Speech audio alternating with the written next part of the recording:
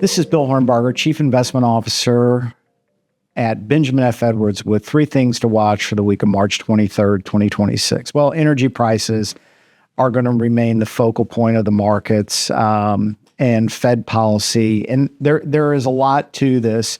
Higher energy prices have ramifications for inflation, which has ramifications for Fed policy, which has ramifications for the bond market, but they also have ramifications for the economy.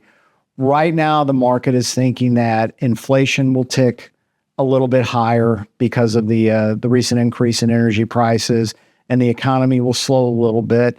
And we've seen a pretty massive reaction both in Fed funds futures and the bond market. The 10-year note yield is up about 45 basis points, and Fed funds futures now actually indicate that it is just as likely that the Fed will tighten as they will ease in calendar year 2026. A little bit of relief this morning on some of the headlines about the potential for a deal with Iran. So we have seen energy prices fall. But again, that's going to be the focal point.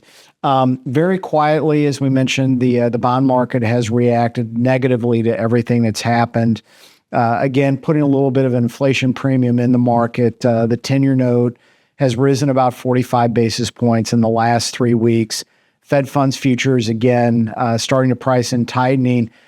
Short part of the yield curve, 2-year notes, the yield has actually risen and is now above the Fed funds target rate. All of those are indication that the market is now thinking that it's just as likely the Fed will raise rates as they will cut rates.